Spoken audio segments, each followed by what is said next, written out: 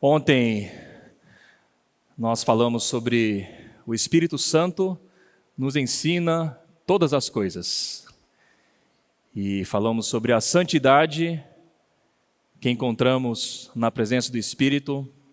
E falamos sobre aprender com Cristo, o Espírito, por meio da palavra, por meio da comunhão com Ele.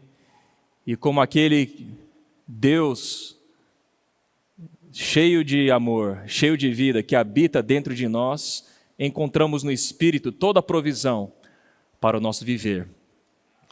E hoje nós vamos dar continuidade na palavra, e a palavra tem como tema, deixo-vos a paz, para falar sobre a paz que encontramos no Espírito Santo.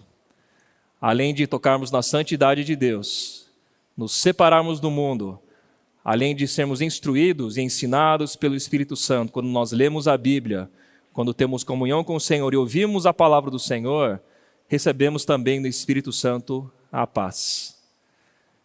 É uma paz eterna, é uma paz definitiva, é uma paz que muitas vezes foge da nossa lógica humana. E o versículo que embasa essa palavra está em João 14, 27. Que diz, deixo-vos a paz, a minha paz vos dou. Não vou-la dou como a dá o mundo. Não se turbe o vosso coração, nem se atemorize. Hoje nós celebramos a mesa do Senhor, a Santa Ceia.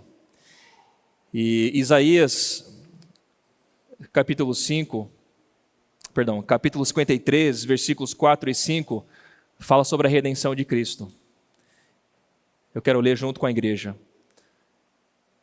Vamos ler junto, irmãos? Certamente, Ele tomou sobre si as nossas enfermidades, e as nossas dores levou sobre si, e nós o reputávamos por aflito, ferido de Deus e oprimido. Mas ele foi traspassado pelas nossas transgressões e moído pelas nossas iniquidades. O castigo que nos traz a paz estava sobre ele, e pelas suas pisaduras fomos sarados. A redenção de Cristo nos trouxe a paz. Sem Cristo não existe paz. Sem a obra de Cristo na cruz não existe paz. A base da nossa paz é o preço que Cristo pagou na cruz por você e por mim. Essa é uma grande verdade da Bíblia. Esse preço não foi um preço fácil de se pagar. Tem aquele hino, alto preço, um hino até clássico do cristianismo. Cristo pagou um alto preço por você. Se você está aqui nesta manhã, ouvindo a palavra de Deus, é porque um dia Cristo te amou e morreu por você. E o castigo que Cristo sofreu trouxe a paz para você e para mim. E as pisaduras de Cristo nos trouxeram a cura. Que jamais haja em nós, irmãos, um sentimento de banalizar ou desvalorizar ou não dar importância devida à obra de Cristo na cruz. A grande realidade da Bíblia e da nossa vida espiritual é que nós só podemos ter vida por causa de Cristo e o preço que Cristo pagou na cruz. E além da redenção de Cristo, tem outra realidade relacionada à paz, que é o reino de Deus. Todos aqueles que creram em Jesus são introduzidos no reino de Deus, que é em contraposição ao reino deste mundo, ao reino dominado por Satanás. Em Romanos, capítulo 14, versículo 17, nós vemos uma definição sobre o que é o reino de Deus. Porque o reino de Deus não é comida nem bebida. Eu sei que muitos de nós gostamos de comer e de beber, e é normal gostarmos de comer e de beber, mas aqui fala que o reino de Deus não é comida nem bebida, mas justiça e paz e alegria no Espírito Santo. Todos aqueles que tem a realidade do reino de Deus tem essas 3 características: justiça, paz e alegria no Espírito Santo. Não é uma justiça que provém da justiça humana, não é uma paz temporária em função de boas circunstâncias, e não é uma alegria em função dos prazeres deste mundo, mas é justiça e paz e alegria no Espírito Santo. No Espírito Santo nós encontramos justiça, paz e alegria, e esse é o viver daqueles que vivem no reino de Deus. Como você tem experimentado a justiça, paz e alegria do Espírito Santo no dia a dia? Por fé, amados irmãos, precisamos tomar posse disso. Eu vou agora ler 5 passagens, 5 passagens de versículos, para falar sobre 5 coisas que nos trazem a paz. Eu quero que vocês acompanhem comigo essa leitura. Lucas, capítulo 7, versículo 47 a 50. Aqui é uma passagem bem conhecida. É uma passagem que fala sobre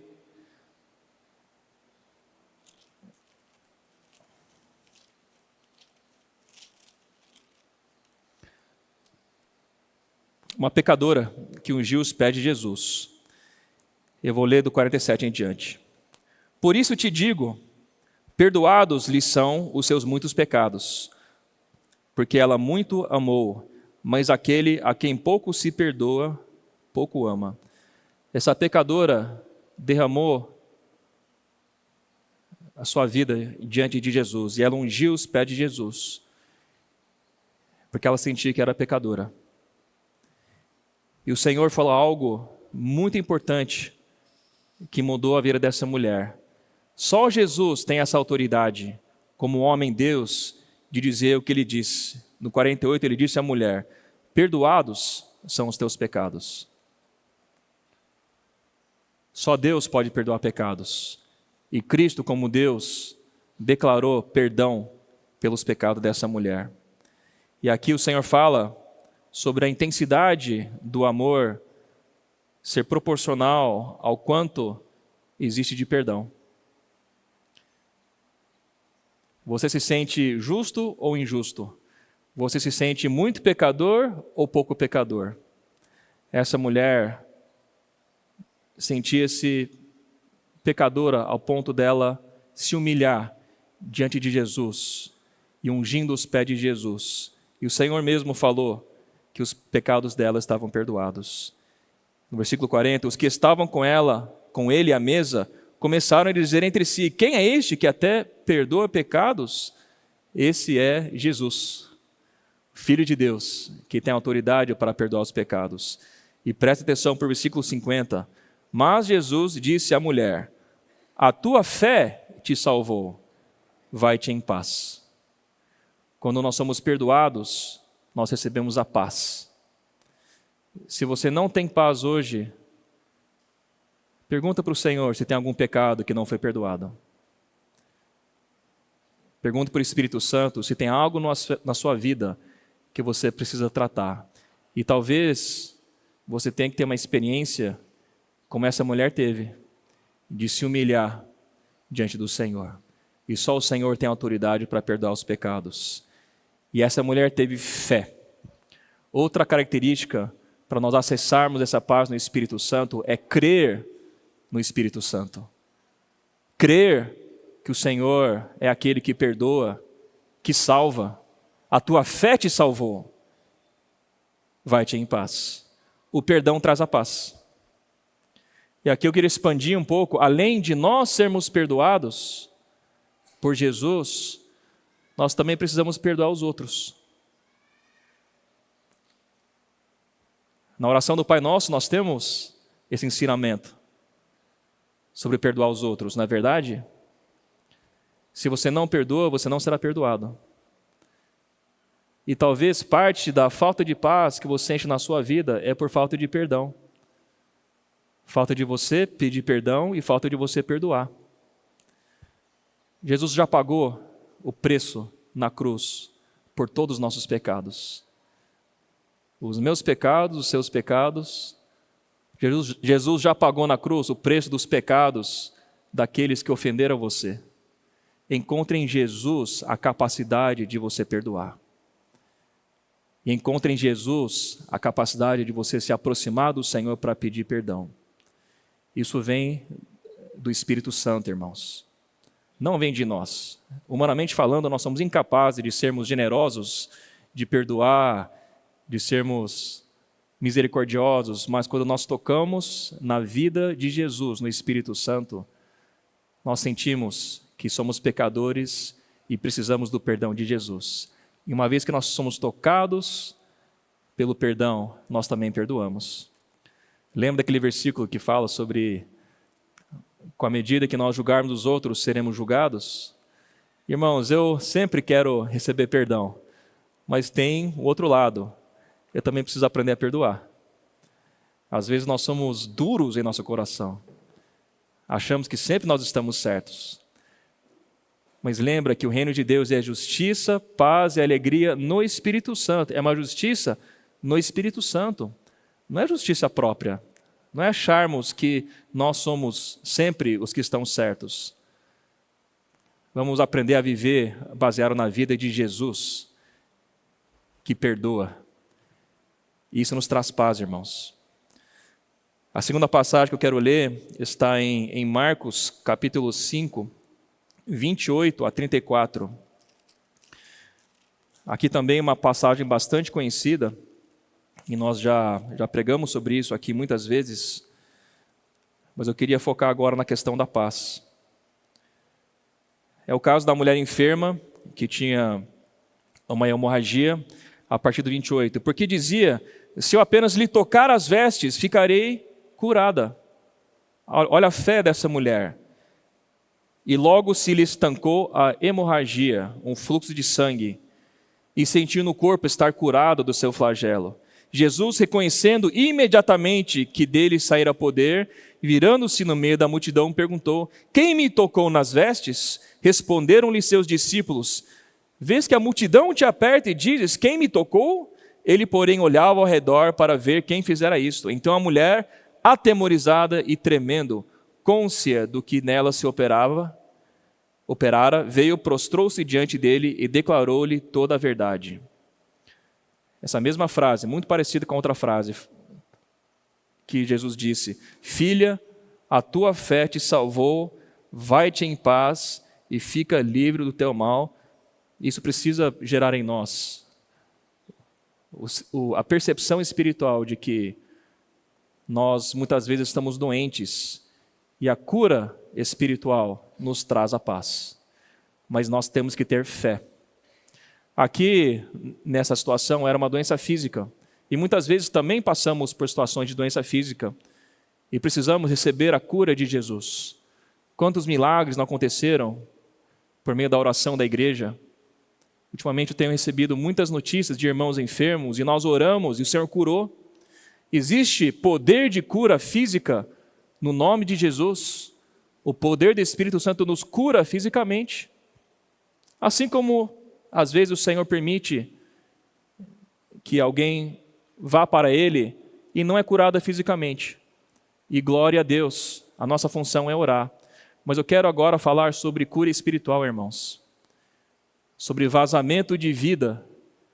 O sangue representa a vida. Quando alguém perde muito sangue, precisa receber transfusão de sangue. Porque no sangue há vida.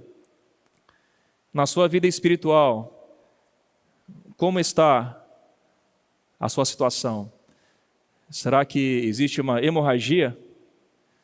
A vida está vazando, você está perdendo sangue, você está perdendo força, você está perdendo saúde espiritual. Qual que é a reação que precisamos ter? Deitar na cama e morrer? Essa mulher teve a coragem de ir tocar nas orlas das vestes de Jesus. E a fé dela curou ela dessa enfermidade. O Senhor falou: a tua fé te salvou. Vai-te em paz e fica livre do teu mal. A cura nos traz a paz. Essa cura encontramos no Espírito Santo, quando nós, por meio da fé, tocamos em Jesus. E cremos que o Senhor pode nos curar de toda enfermidade, quer seja física, quer seja psicológica, e aqui eu quero enfatizar a parte espiritual. Irmãos, não vamos continuar tendo hemorragia espiritual e não nos aproximarmos do Senhor. Vamos ter a fé, a coragem, a ousadia, vamos tomar a iniciativa de nos aproximar de Jesus, mesmo que tremendo, mesmo que com medo. Ela foi lá e deu esse passo de fé. Ela foi curada e recebeu a paz. Talvez parte da sua falta de paz interior é porque você está doente. Pode ter uma hemorragia, um fluxo de sangue. Pode ser que tenha lepra. Pode ser que tenha cegueira. Pode ser que você está surdo ou mudo. Jesus pode te curar. Exercite a tua fé.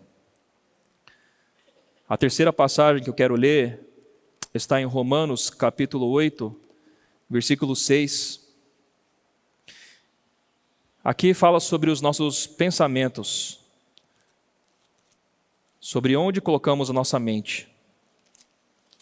Esse é um versículo bastante conhecido. Eu vou ler a partir do 5. Porque os que se inclinam para a carne cogitam das coisas da carne, mas os que se inclinam para o Espírito, das coisas do Espírito. Porque o pendor da carne dá para a morte, mas o do Espírito para a vida e paz. Esse pendor quer dizer onde nós estamos colocando a nossa mente. Quais são os nossos pensamentos? O que ocupa a tua mente durante o dia a dia, meu irmão, minha irmã? Quais têm sido os teus pensamentos? Se você fosse escrever todos os pensamentos que você teve na última semana, qual seria o resultado? Aqui fala, porque o pendor da carne dá para a morte. Se a tua mente sempre pensa apenas nas coisas carnais, pecaminosas, terrenais, egocêntricas, você está colocando a tua mente na carne. E qual que é o resultado? Morte. Morte. Não tem como. Se você pensa o dia inteiro nas coisas da carne, você vai morrer. Por outro lado, mas a mente colocada no Espírito tem como resultado vida e paz. Os teus pensamentos podem resultar em morte ou resultar em vida e paz. Por isso que nós precisamos nos renovar pela transformação da nossa mente. A boca não fala do que o coração está cheio? O que tem ocupado o teu coração? Quanto tempo você tem investido na presença de Deus e quanto tempo você tem investido nas coisas deste mundo? Não adianta a gente querer pensar nas coisas do Espírito se eu não invisto tempo na presença do Espírito Santo. Não adianta eu querer paz e querer vida se nos meus hábitos cotidianos eu não estou valorizando a leitura da Bíblia, se eu não estou orando. Os pensamentos, na verdade, são resultado das nossas escolhas, daquilo que estamos valorizando e priorizando no dia a dia. Se eu só penso sobre futebol, é porque é o que é mais importante em minha vida. O que é mais importante em nossa vida, amados irmãos? Precisa ser termos experiências com o Espírito. Colocar nossa mente nas coisas espirituais. Pensar nas coisas lá do alto, não nas que são aqui da terra. Tem tantos versículos preciosos e poderosos se nós aplicarmos, mas temos que primeiro crer nessa palavra, exercitando a fé e depois praticar a palavra. Às vezes eu estou no meu dia a dia e aí eu começo a pensar um monte de besteira, um monte de coisa assim. A nossa mente às vezes é como um cavalo selvagem, vai correndo para lá, vai correndo para cá. Se a gente não tiver a percepção de que nós precisamos pedir para o Senhor governar a nossa mente nos engana e nos leva a todo tipo de situação. E daqui a pouco estamos aflitos, angustiados, ansiosos. Perdemos a paz. Por quê? A nossa mente está sendo colocada nas coisas da carne. Aí nessas situações eu falo, Senhor, renova minha mente, Senhor. E aí eu vou orar, ou vou ler algum versículo na Bíblia. Às vezes eu peço oração. Vamos considerar como nós podemos criar hábitos em nossa vida que levem nossos pensamentos a Cristo, para que nós tenhamos uma paz verdadeira em função de nós colocarmos a mente no Espírito. Ou seja, nossos pensamentos no Espírito trazem a paz. Outra passagem que eu quero ler é Romanos 15, versículos 12 e 13, que diz: também Isaías diz, haverá raiz de Jessé, aquele que se levanta para governar os gentios, nele os gentios esperarão. E o Deus da esperança vos encha de todo o gozo e paz no vosso crer, para que sejais ricos de esperança no poder do Espírito Santo. O Deus da esperança nos traz alegria e paz. Qual é a nossa esperança, irmãos? A nossa esperança se limita a essa terra? Ou nossa esperança está em Deus? Nossa esperança está nas coisas temporárias ou nas coisas eternas? As coisas que nós vemos são temporais, as coisas que nós não vemos são eternas. Vamos aprender a ter uma vida baseada no Deus da esperança. E a esperança nos enche de gozo e paz. Precisamos alimentar a esperança que nós temos no Senhor.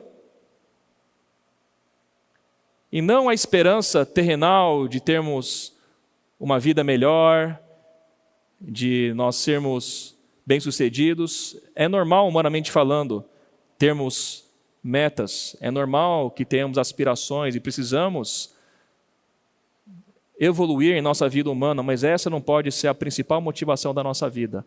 A principal motivação da nossa vida tem que ser a esperança que nós temos no Senhor. E isso nos traz a verdadeira paz. Sabe por quê? Se você criar expectativa, se você embasar todos os teus sonhos e toda a tua esperança nessa terra, você vai se frustrar, cedo ou tarde. As conquistas humanas são importantes, irmãos. Não estou dizendo que nós não devamos trabalhar para ganhar dinheiro, para ter uma vida melhor para a nossa família. Isso é importante. Mas não pode ser a principal motivação da nossa vida. Tem que ser uma das motivações da nossa vida. A motivação da nossa vida tem que ser ter experiências com o Deus da esperança. Porque isso vai nos ensinar a não depender das circunstâncias para termos alegria interior, para ter paz interior. Tendo dinheiro ou não, eu tenho paz em Jesus.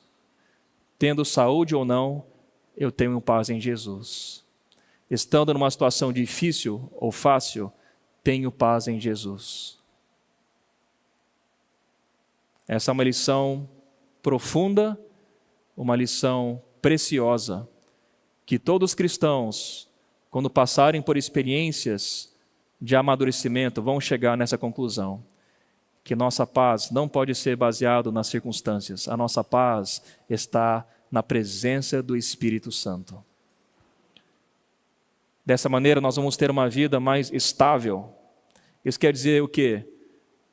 Se está tudo maravilhoso nas minhas circunstâncias, eu não fico demasiadamente eufórico, porque minha esperança não está nas circunstâncias.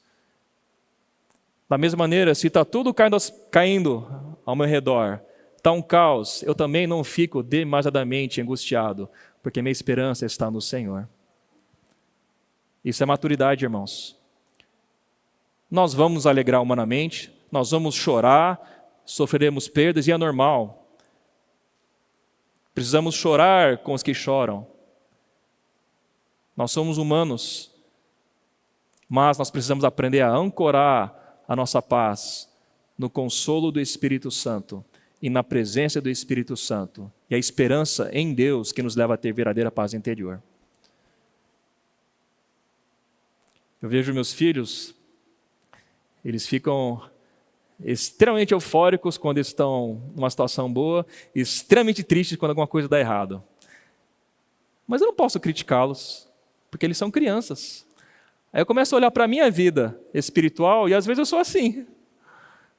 Quando dá tudo certo, eu fico eufórico, glória a Deus. E quando as coisas dão errado, eu fico magoado, eu começo a reclamar, eu fico angustiado. A nossa alegria e paz tem que ser baseado no Senhor e não nas circunstâncias, irmãos. E Deus é maravilhoso.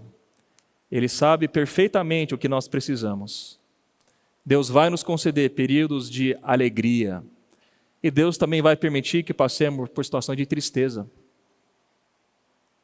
para não aprendermos a dependermos dEle. Lendo experiências de irmãos e irmãs que foram mártires, eu fico muito sensibilizado, porque eu vejo que esses amados irmãos que pagaram o mais alto preço com a sua própria vida por fé em Jesus, não tiveram uma libertação nessa terra e morreram por causa do Evangelho. E algumas mortes não foram mortes rápidas, mas foram mortes lentas e dolorosas, foram torturados por causa da fé em Jesus. Esses irmãos aprenderam o que é paz interior. Mesmo que exteriormente estivessem sofrendo dor, angústia, vergonha. E quem foi nosso modelo? Jesus Cristo. Se em algum momento você acha que você está sofrendo, leia os evangelhos. Leia os detalhes do sofrimento de Jesus por você. Quando eu leio, irmãos, eu falo para o Senhor, Senhor, eu não sei o que é sofrer. Obrigado, Senhor, por teu sacrifício por mim. Vamos aprender, irmãos, a ter a paz que vem do Deus da esperança. E a última passagem que eu quero ler hoje, que eu separei, foi Filipenses 4, 6 a 7. Aqui diz, não andeis ansiosos de coisa alguma. Em tudo, porém, sejam conhecidos diante de Deus as vossas petições, pela oração e pela súplica, com ações de graças.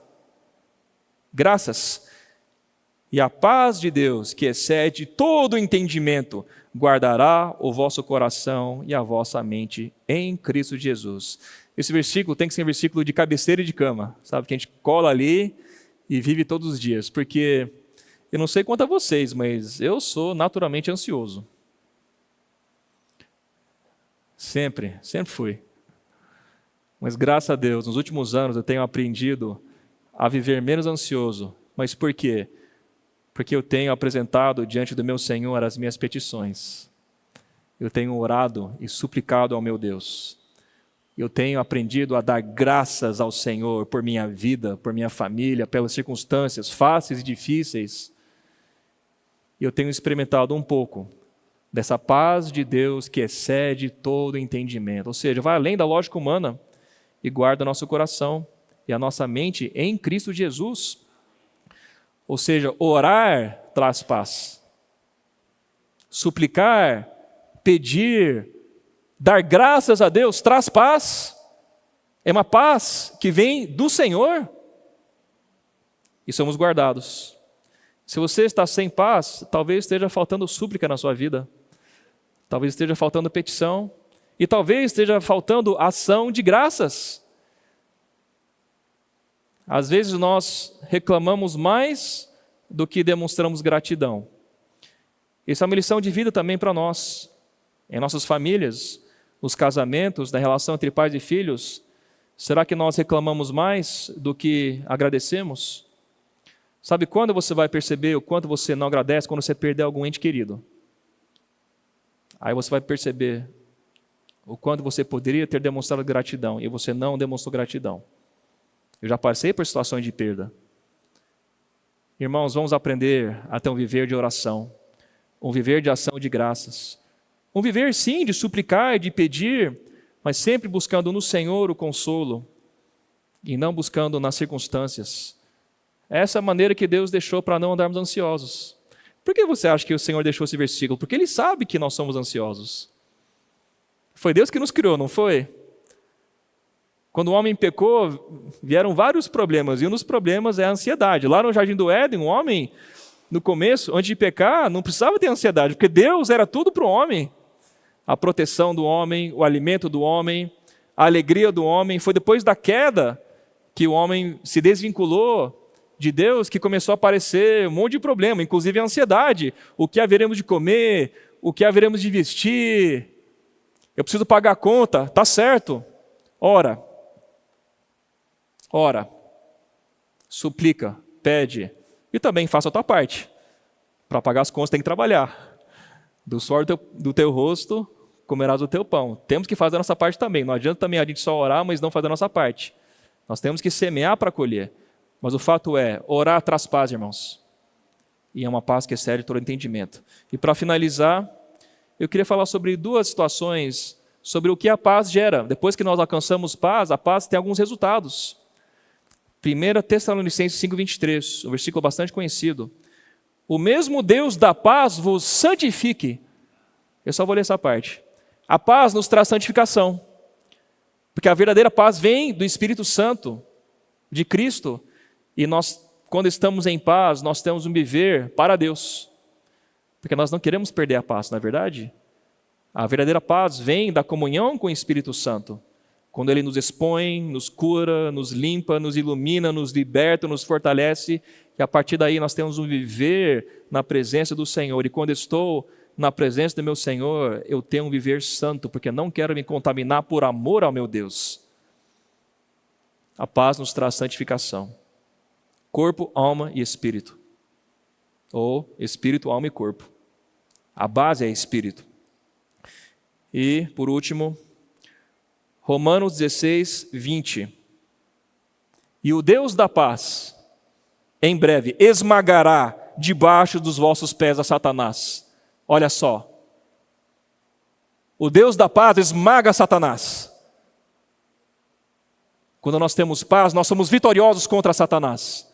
Satanás quer tirar a sua paz, te distraindo, te seduzindo, te tentando, mas se você pratica a palavra de Deus baseado nesses versículos que nós lemos, a paz que Deus traz nos leva também a ter vitória sobre Satanás, porque o Deus da paz esmaga Satanás debaixo dos nossos pés. E depois finaliza dizendo: a graça de nosso Senhor Jesus seja convosco. Então, quando o Senhor fala, deixe-vos a paz, a minha paz te dou, isso é muito prático, irmãos. Não é abstrato, não é alguma coisa conceitual, mas é algo que precisa mudar a nossa vida. E praticando o que está na palavra de Deus, nós podemos alcançar essa paz verdadeira, essa paz do Espírito Santo. E o Senhor é quem efetua em nós tanto o querer quanto o realizar. Não é forçando por meio da nossa capacidade humana, mas é nos entregando ao Espírito Santo e pedindo para o Senhor ser essa verdadeira paz. Sendo perdoado, sendo curado, orando, pensando nas coisas lá do alto. Tá certo, irmãos? Que o Senhor nos conceda uma semana cheia de paz.